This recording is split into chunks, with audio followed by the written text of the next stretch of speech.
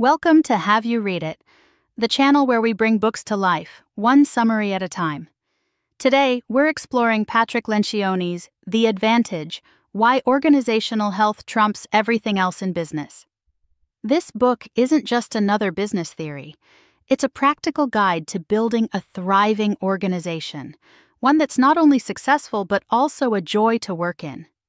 Lencioni argues that organizational health, not intelligence, innovation, or knowledge, is the greatest competitive advantage a company can have. Let's start with a simple question. What's the difference between a smart organization and a healthy one?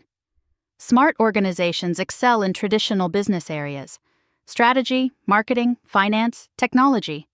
These are crucial, but they're only half the battle. Lencioni posits that while being smart earns you the right to play, being healthy determines whether you win.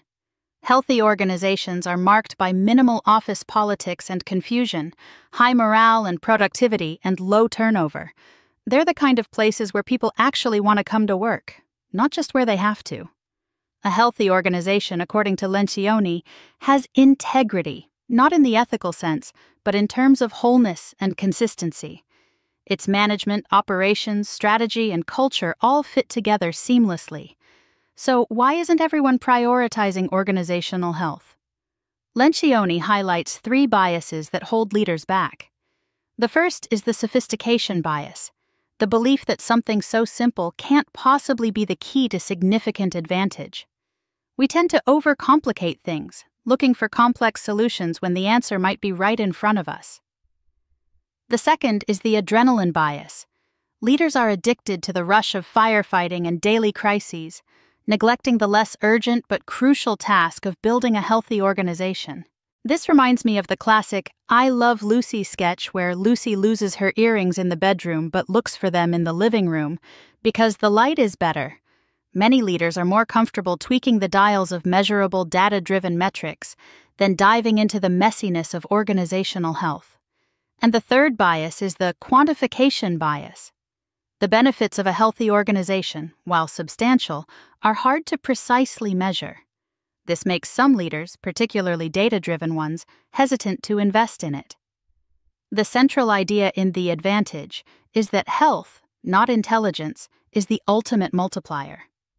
A healthy organization will naturally get smarter because people learn from each other, address problems quickly, and recover from mistakes faster.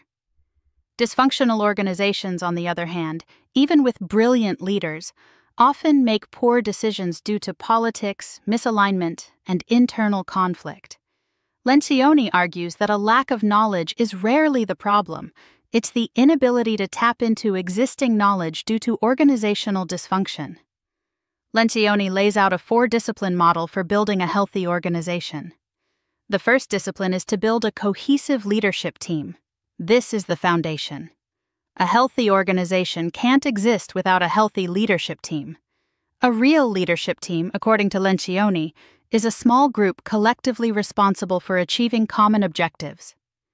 He stresses the importance of collective responsibility, meaning shared goals and a willingness to make sacrifices for the good of the organization. These sacrifices extend beyond budget allocations to include time and emotional energy.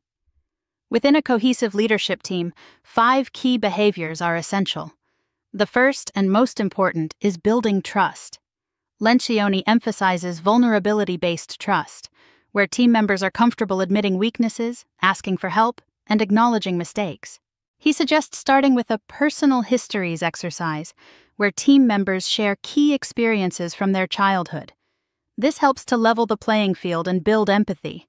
Another tool is personality profiling, such as the Myers-Briggs type indicator, which helps team members understand their own and each other's tendencies.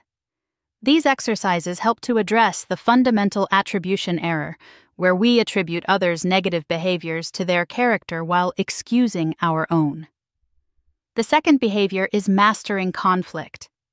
Lencioni distinguishes between productive ideological conflict and destructive personal conflict. He advocates for mining for conflict during meetings to unearth disagreements before they fester and turn into politics. Another tactic is real-time permission, where the leader interrupts a tense but productive exchange to remind everyone that conflict is a good thing. The third behavior is achieving commitment.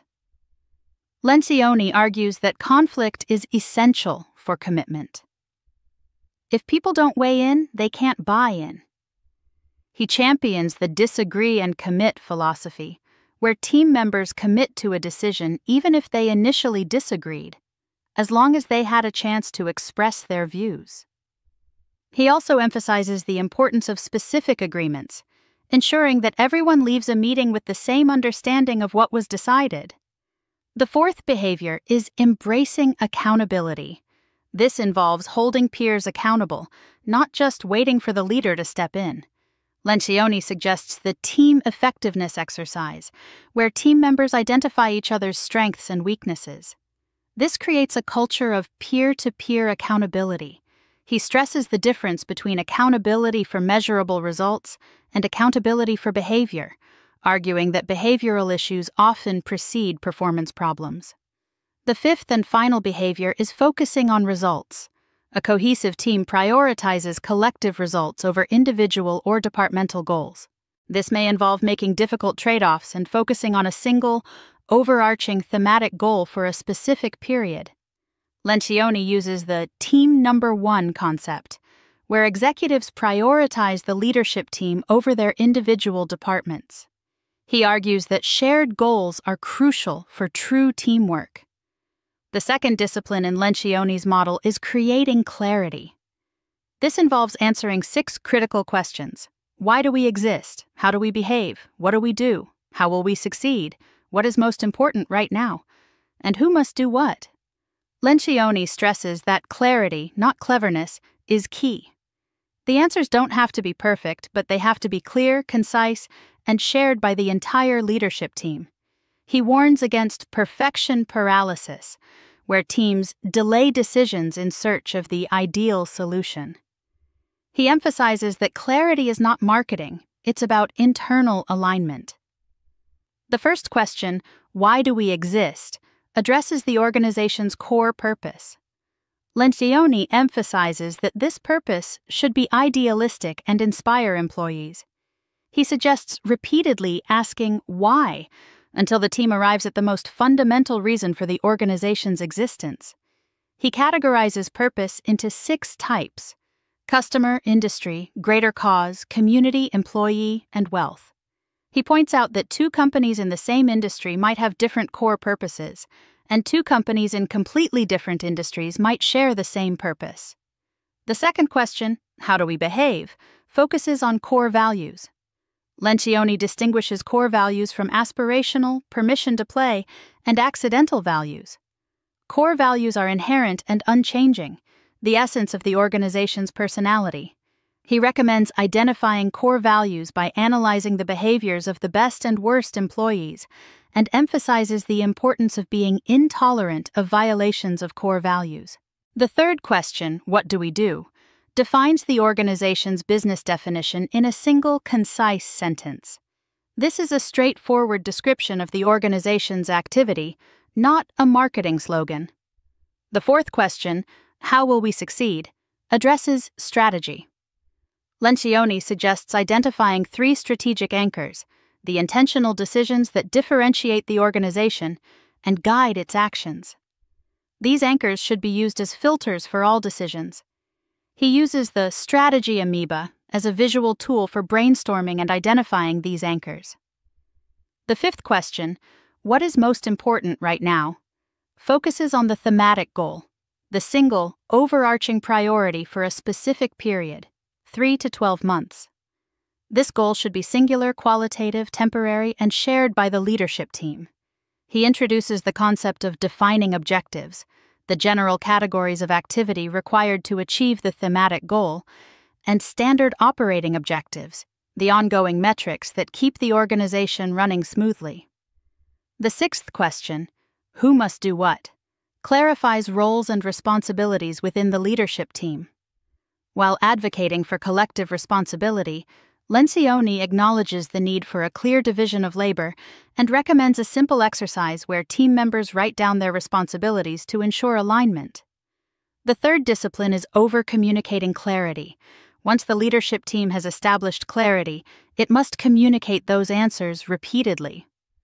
Lencioni emphasizes that repetition is not insulting. It's essential for building trust and ensuring that the message sinks in.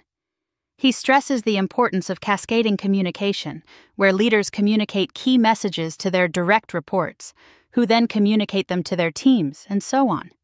This creates a consistent message throughout the organization.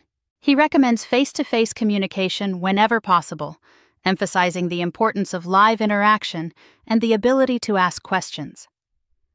The fourth discipline is reinforcing clarity. This involves embedding the answers to the 6 critical questions into every human system within the organization. Lencioni warns against generic, off-the-shelf solutions and advocates for simple, customized systems that reflect the organization's unique culture and values. Reinforcing clarity applies to recruiting and hiring by focusing on values-based interviews and ensuring that the hiring process reflects the organization's core values. Orientation should emphasize the 6 critical questions, not just administrative details.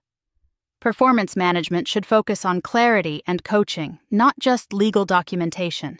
Compensation and rewards should be tied to the organization's values and goals. Recognition should be frequent and genuine, emphasizing the importance of non-financial motivators. Even firing should be values-based, letting go of employees who don't fit the culture, even if they're high performers. A central element in reinforcing clarity and in organizational health overall is the meeting. Lencioni argues that meetings are not inherently bad, they're just often done poorly. He criticizes meeting stew, where different types of discussions are crammed into a single meeting. He proposes 4 types of meetings: daily check-ins for administrative updates, tactical staff meetings for addressing short-term issues, ad hoc topical meetings for in-depth discussions of strategic issues, and quarterly off-site reviews for reflecting on the organization's overall health. He also recommends a real-time agenda for staff meetings, focusing on the most critical items based on a color-coded scorecard of the organization's thematic goal, defining objectives, and standard operating objectives. Lencioni emphasizes the leader's crucial role in building a healthy organization. He argues that the leader must be actively involved in all 4 disciplines, modeling vulnerability, driving conflict, demanding clarity, and reinforcing the organization's values. This requires sacrifice, often giving up technical or departmental responsibilities to focus on the overall health of the organization. To get started, Lencioni recommends an initial off-site meeting to build team cohesion and create clarity. This should be followed by the creation of a playbook, a concise summary of the answers to the 6 critical questions, which should be communicated throughout the organization and reinforced by the human systems. The ultimate impact of organizational health extends beyond the bottom line, creating a more fulfilling and meaningful work environment for employees and a stronger, more resilient organization. So, to summarize the advantage in a few key takeaways: prioritize health over intelligence, embrace vulnerability and conflict, create clarity around 6 critical questions, over-communicate and reinforce that clarity, and remember that meetings are not the enemy, but a powerful tool for building a healthy organization. Thanks for watching.